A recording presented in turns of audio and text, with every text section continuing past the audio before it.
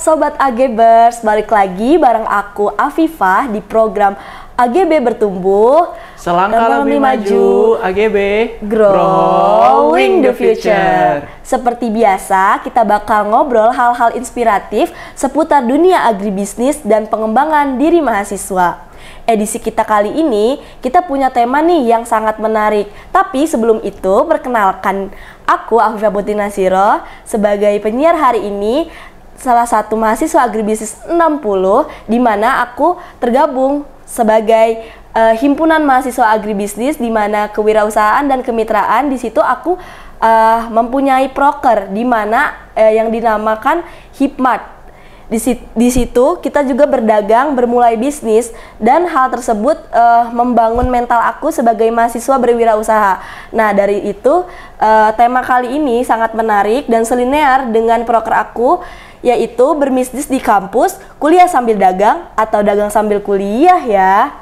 Kenapa sih tema ini dipilih? Karena sekarang banyak banget nih mahasiswa yang sudah mulai berani terjun melangkah ke dunia bisnis, baik itu usaha kecil-kecilan maupun brand yang sudah serius gitu. Dunia kampus ternyata bukan soal akademik aja, tapi juga sebagai kita memanfaatkan input dan output yang kita dapatkan untuk mengasah jiwa kewirausahaan.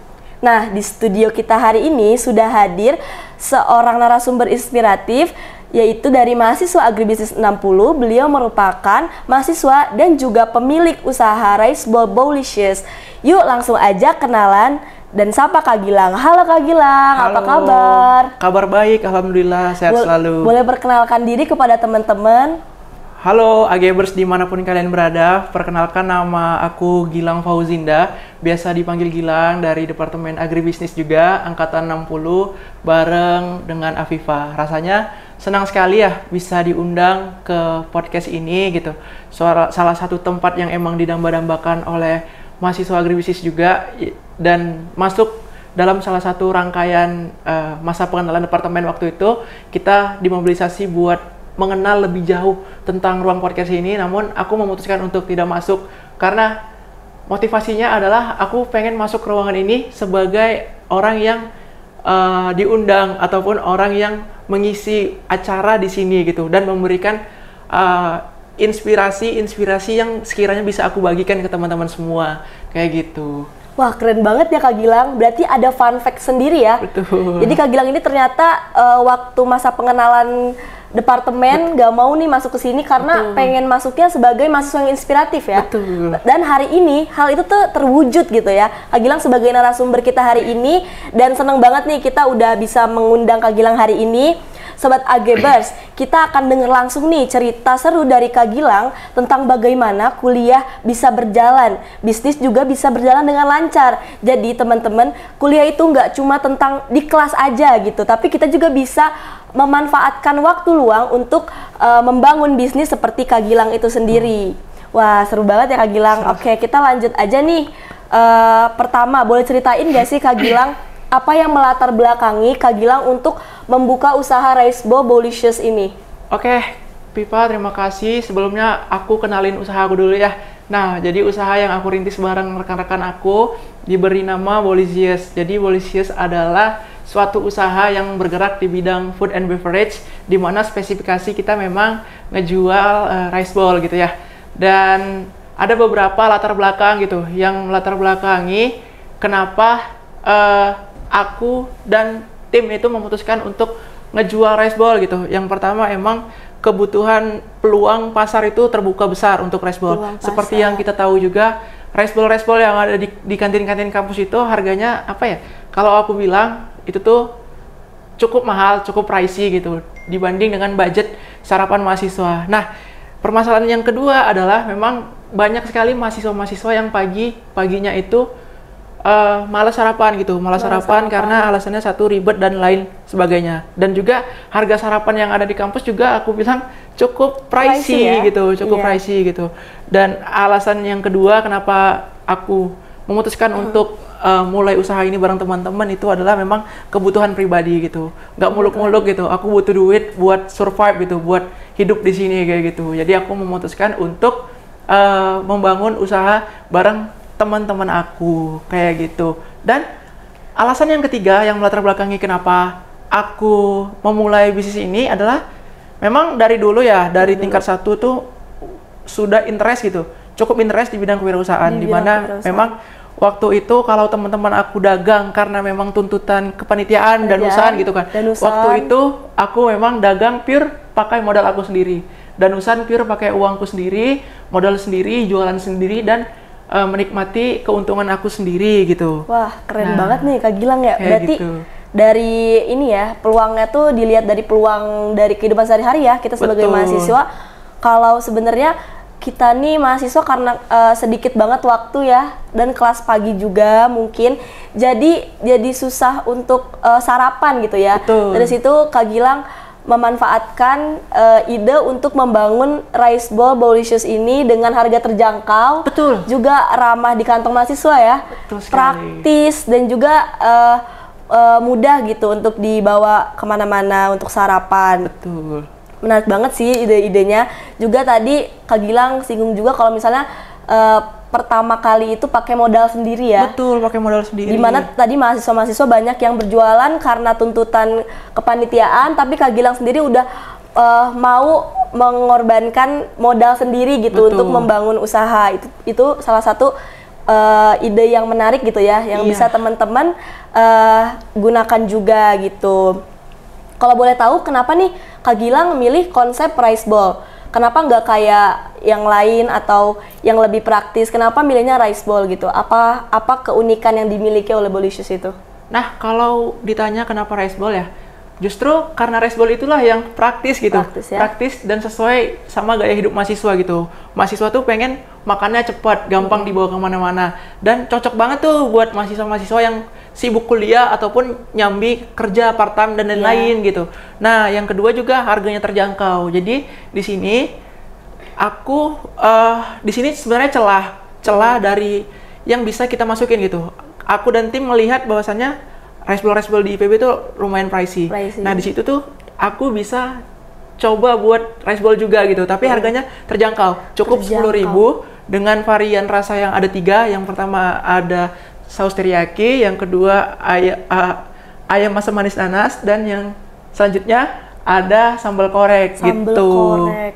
Wah, berarti banyak ya varian rasanya ternyata dari Kak Gilang. Ada 3. Dan tadi yang menurut aku paling menarik adalah yang tadi nanas ya. Iya, betul. Itu kayak saus padang gitu berarti ya Kak Gilang ya? Kayak saus padang yang rasanya memang pedas, cuman ada asam-asamnya gitu. Oh, itu jadi keunikan dari Bowlicious itu sendiri ya? Betul. Karena kayaknya kalau aku sendiri belum nemu gitu Rice Bowl yang ada rasa nanas itu sendiri tadi gitu. Berarti dari Kak Gilang tadi memilih konsep itu karena ya praktis, murah juga kan, dan ramah di kantong mahasiswa gitu ya. Bisa dibawa kemana-mana juga gitu. Keren banget sih. Tapi menurut Kak Gilang dari keunikan-keunikan itu sendiri, Kak Gilang mau ada munculin menu baru gak gitu dari situ? Nah, untuk kedepannya sebenarnya kita udah R&D juga ya. R&D. Udah Research and Development juga terkait menu apa aja sih yang emang perlu kita naikin gitu kan. Nah, akhir-akhir ini sempat kepikiran ya, karena lagi marak menu ayam woku gitu ya. Ayam woku. Iya benar. Nah, itu tuh pengen buat juga gitu versi kitanya gitu. Oh, berarti nanti bakal ada diversifikasi menu ya berarti ya? Betul, ada menu satu lagi yang bakal kita launching sebentar lagi. Keren banget nih, keren banget Sobat Agebers. Dari sini kita bisa belajar bahwa bisnis itu bukan tentang uang aja gitu ya, dan juga idenya bisa muncul dari mana aja, dari hal-hal kecil, dari hal-hal yang kita alami sehari-hari gitu ya. Dan di Wismith sendiri itu tuh juga ada namanya Proker Hipmart, di mana di situ kami menjual produk juga, produk olahan kita sendiri. Di situ ada yang namanya cheese squid, di mana di situ kita mengolah dan membuat cheese squid dengan berbagai rasa. Kemarin itu ada rasa blueberry, ada rasa juga ada rasa keju dan coklat. Di situ juga kita sistemnya PO, di mana sama juga tadi visi misinya mahasiswa bisa beli dengan harga terjangkau dan juga bisa dibawa kemana-mana, praktis gitu, efisien gitu. Dimana biasanya Ciskut itu dengan harga yang range-nya mahal di atas 20.000, di sini kita menjual dengan harga yang murah gitu, dimana semua mahasiswa bisa membeli gitu, bisa merasakan gitu. Jadi dengan visi misi yang sama, kita bisa tarik bahwa kita bisa berjualan bisnis dengan modal yang tidak terlalu besar, tapi tetap mendapat keuntungan dan bisa dinikmati oleh mahasiswa-mahasiswa gitu ya. Betul sekali. Oke, lanjut lagi nih. Gimana rasanya Kak Gilang jadi mahasiswa tapi sambil membangun bisnis gitu? Gimana mengimbangi waktu antara kuliah dan bisnisnya gitu? Oh gitu ya. Oh, rasanya ya cukup campur aduk ya. Ada saat dimana lebih terasa kayak wah kuliah sambil dagang nih. Iya benar. Nah terutama pas banyak tugas nih, banyak tugas, laporan dan ujian gitu. Tapi ada juga momen dimana kerasa banget dagang sambil kuliah gitu. Misalnya pas orderan Bolisius tuh lagi ramai gitu. Lagi ramai dan harus mikirin stok bahan, terus promosi, sampai ke keuangannya. Itu kan semuanya harus di-manage dengan baik gitu ya. Dan menurutku sih kuncinya ada di manajemen waktu ya, dan prioritas gitu. Kuliah itu tetap yang utama gitu. Karena kita berdiri di sini, itu tuh tujuannya ya belajar gitu kan, buat kuliah gitu. Tapi belajar bisnis itu menurut aku dijadikan sebagai suatu laboratorium buat kita percobaan gitu. Percobaan untuk menguji semua materi yang kita pelajari di kelas gitu ya? Di agribisnis gitu. Ya, jadi keduanya itu bukan saling ganggu gitu. Tapi keduanya itu malah saling melengkapi kayak gitu. Oh, berarti kuliah sambil dagang atau dagang sambil kuliah ini sebenarnya Kak Gilang imbangi ya. Karena tadi bener kata Kak Gilang, kalau misalnya akademik itu nomor satu karena kita sebagai mahasiswa, di mana kita di sini untuk belajar, menuntut ilmu, dan juga sebagai mahasiswa. Namun membangun bisnis berdagang itu adalah outputnya ya. Betul. Jadi kita berjalan seiringan, di mana materi yang kita dapatkan di kelas kita bisa terapkan di luar kelas gitu ya, dengan membangun bisnis gitu. Betul. Berarti butuh banget nih ya manajemen waktu di sini Kak Gilang ya. Betul. Manajemen waktu, manajemen energi, juga manajemen keuangan dan prioritas juga. Betul. Tadi benar. Berarti tantangan terbesar yang Kak Gilang hadapi nih selama membangun Bolisius ini apa? Oke, kalau ditanya soal tantangan ya, ini pertanyaan yang sering juga ditanyain gitu. Yeah. Kita tarik satu dulu ya, mungkin dari modal gitu. Modal ini tantangan yang emang dihadapi bagi setiap orang yang emang mulai bisnis gitu. Gua mau mulai bisnis, tapi nggak ada modal, gimana dong gitu? Gimana ya? Iya, gitu gimana kan? Ya?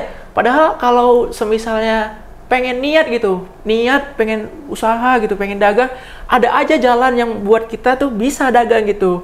Nah, mungkin aku bisa merekomendasiin beberapa cara gitu ya, biar kita bisa dapat modal gitu. Yang pertama memang kita harus modal sendiri. Ya. Kita bentuk suatu tim yang solid gitu, yang bisa mengorbankan materinya, uangnya gitu, buat masuk ke kas dulu awal-awal gitu. Yang kedua, itu tuh bisa dari modal ikut perlombaan gitu. Seperti yang kita tahu juga ya, bahwasannya memang di IPB ini banyak sekali perlombaan-perlombaan yang emang hadiahnya cukup besar Kak gitu. Hadiahnya tuh uang tunai gitu, bisa sampai jutaan gitu. Nah, dari hasil lomba inilah hadiah ini bisa kita sisihkan gitu, atau kita bisa manfaatkan seutuhnya buat jadi modal kita gitu.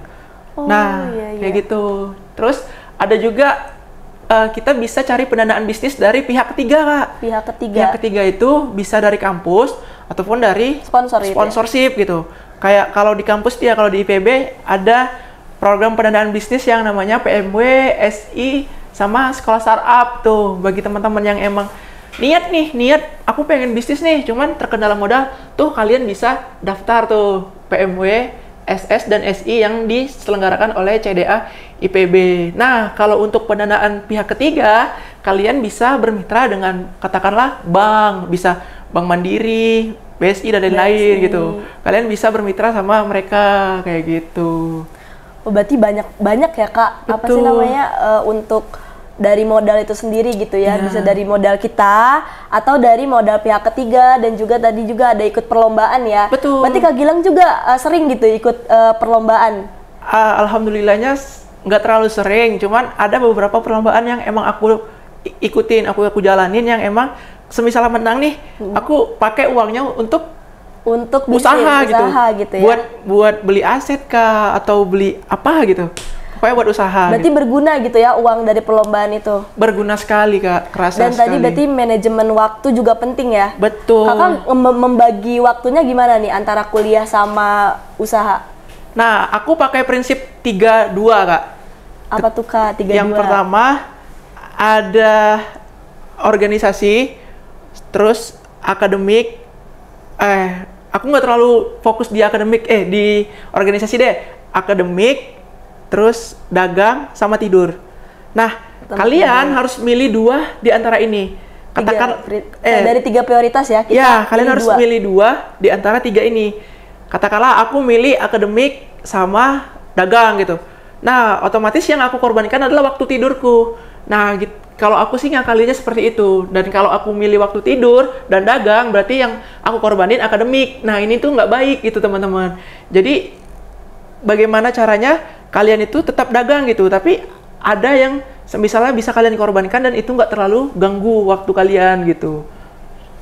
Berarti tadi Kak Gilang dari 3 prioritas itu Kak Gilang pilih 2 ya? Iya, pilih 2. Nggak bisa 3-3-nya jalan gitu. Oh, baik. Berarti keren juga sih ya. Berarti itu jadi hal unik yang bisa kita apply, kita gunakan sebagai mahasiswa gitu. Luar biasa banget nih. Berarti berdagang dan usaha itu bukan cuma tentang uang dan keuntungan aja teman-teman, tapi soal mental dan manajemen. Manajemen waktu, manajemen energi, juga manajemen diri. Penting banget nih kita pahami sebagai sobat Agribers yang mungkin masih mikir-mikir mau memulai bisnis. Karena memulai bisnis itu kita nggak perlu cari ide yang susah, kita cari dari kehidupan kita sehari-hari dan energi atau manajemen yang kita punya gitu, sumber daya yang kita punya kita manfaatkan gitu. Oke, lanjut ke manfaat nih Kak Gilang. Manfaat apa yang Kak Gilang rasain atau keuntungan apa yang Kak Gilang miliki selama berbisnis gitu, berbisnis Bowlicious ini di kampus gitu?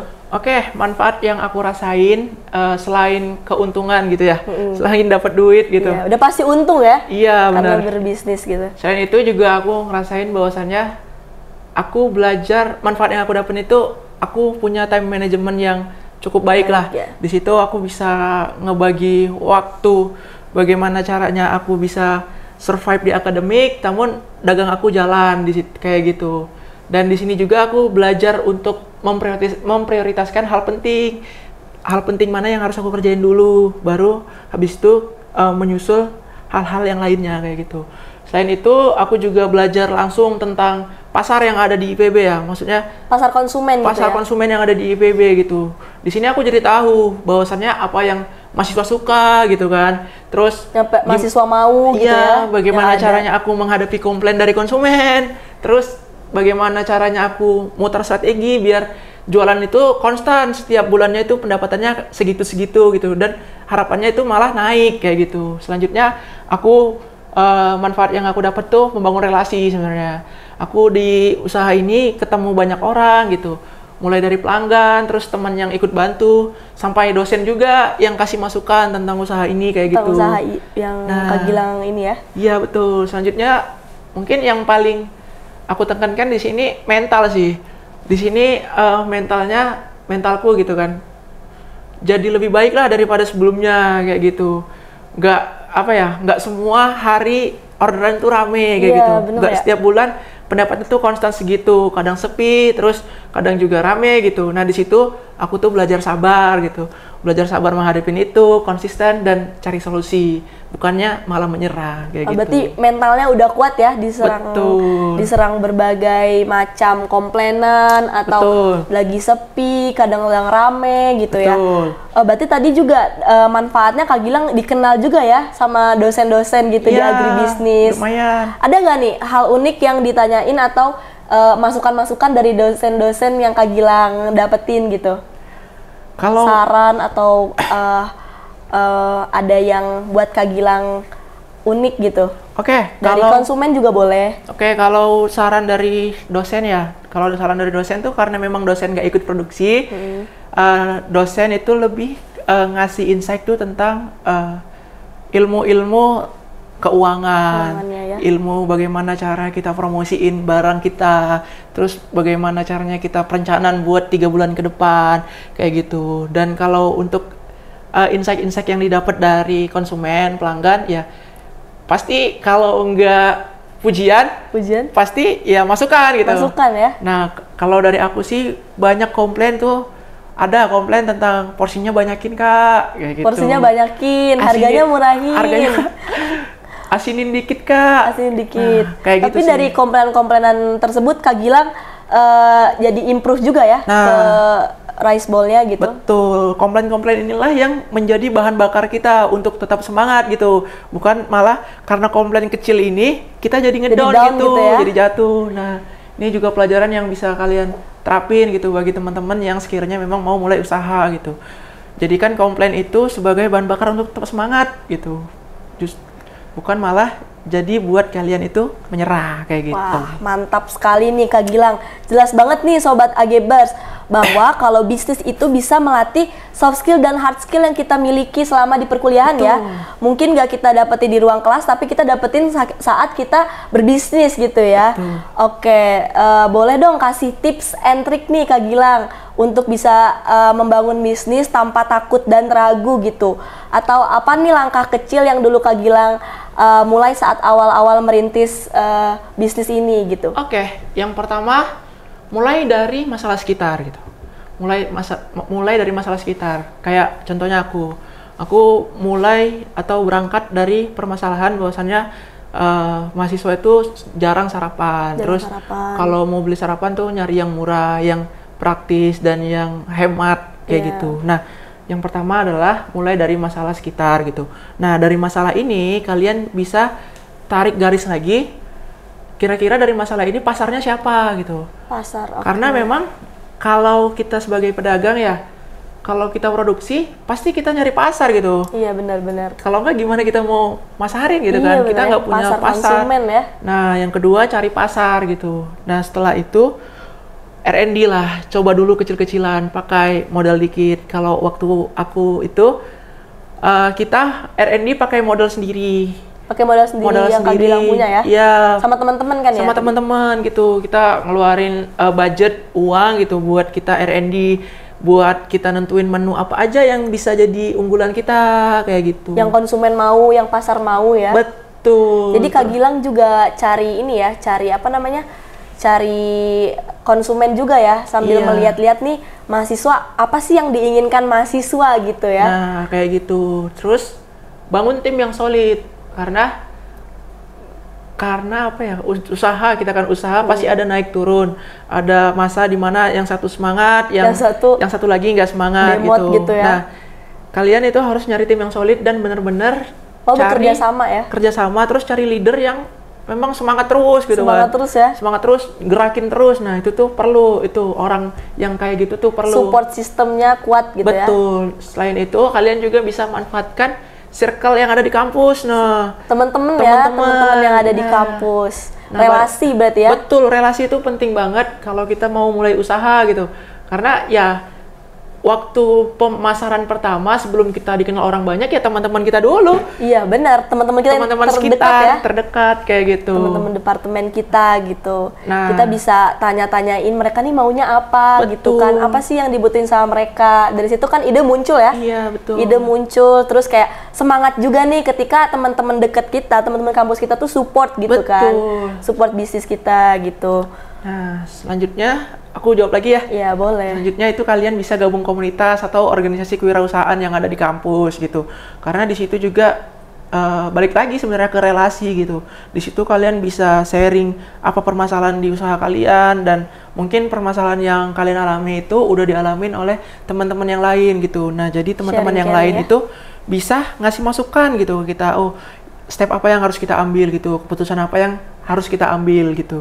Dan terakhir kata kuncinya adalah jangan takut gagal. Jangan takut gagal ya. Mulai aja dulu. Oke, mulai aja dulu guys. Berarti tadi join komunitas juga salah satu cara Kak Gilang gitu ya. Betul. Untuk mendapatkan relasi juga mendapatkan saran juga ya dari teman-teman yang udah mengalami jatuh bangunnya bisnis gitu ya. Betul. Oke, Sobat Ageber seru banget nih kali ini ngobrol bareng Kak Gilang. Pertama, berarti Kak Gilang ini udah banyak banget apa sih namanya jatuh bangunnya kan dari membangun bisnis ini. Terus dari cerita itu kita bisa belajar bahwa berbisnis di kampus itu bukan hanya tentang uang dan juga bukan hanya tentang mendapat keuntungan saja, tapi juga soal pengalaman, mental, kreativitas, relasi, jaringan, terus manajemen waktu, prioritas, terus yang nantinya akan digunakan saat kita bekerja di masa depan. Betul. Gitu ya. Dari Bowlicious ini Kak Gilang menceritakan bahwa tadi ide-idenya pun diambil dari kehidupan sehari-hari ya, di mana menjadi mahasiswa kita membutuhkan sarapan yang murah, cepat gitu kan, efisien, bisa dibawa kemana-mana, bisa dimakan kapan aja. Betul. Gitu kan. Jadi Kak Gilang memunculkan ide tersebut dengan membangun Bowlicious ini dengan teman-teman juga di kampus ini dan dipasarkan di kampus juga ya. Betul. Dengan tadi dibantu juga promosi dan pemasarannya sama teman-teman dekat di agribisnis ini. Betul. Jadi kuliah itu bisa sambil dagang teman-teman, atau dagang bisa sambil kuliah. Itu jawabannya itu ada di tangan teman-teman sendiri, karena tadi Kak Gilang juga jelasin bahwa ternyata kuliah itu bisa beriringan dengan berbisnis atau berdagang, karena di kuliah kita belajar tentang materinya, lalu di luar kuliah kita bisa membangun bisnis berdagang dan memasukkan materi-materi yang kita pelajari di kelas gitu. Betul. Ya. Jadi ada output yang kita hasilkan selama belajar menjadi mahasiswa di kelas gitu. Betul. Jelas banget nih, berarti Kak Gilang dalam memanage waktunya itu dan memanage prioritas kuliah juga penting banget ya, berarti tepat banget gitu, kedua-duanya berjalan seiringan. Dari Kak Gilang ada closing statement gak nih buat teman-teman gitu supaya nggak ragu untuk bisa membangun bisnis gitu sebagai mahasiswa? Oke, teman-teman semua, ada satu hal yang selalu aku pegang gitu. Menurut aku, bisnis adalah 1% tentang ide dan 99% tentang aksi. Jadi pertanyaannya, teman-teman mau aksi atau enggak? Teman-teman mau mulai apa enggak? Permasalahan-permasalahan yang ada di kepala kalian itu bakal terselesaikan kalau kalian mulai dulu gitu. Mulai dulu ya. Seperti itu. Berarti aksi dan mau ya, berarti. Betul. Ada niat, ada aksinya gitu. Jadi teman-teman kalau misalnya mau mulai berbisnis, mulai aja dulu ya. Mulai aja dulu dengan niat, dengan keinginan yang kuat, juga dengan materi yang sudah teman-teman dapati di kelas, jadi bisa digunakan untuk berbisnis gitu. Betul. Terima kasih banyak ya Kak Gilang yang sudah hadir dan mau berbagi cerita inspiratif hari ini, dan tentu saja terima kasih buat sobat-sobat AGBers yang udah stay tune di AGB Bertumbuh. Saya Afifah Putri Nasiro pamit undur diri, sampai jumpa di episode berikutnya. Tetap semangat dan terus tumbuh bersama agribisnis. AGB Bertumbuh, selangkah lebih maju. AGB Growing the Future. Dadah.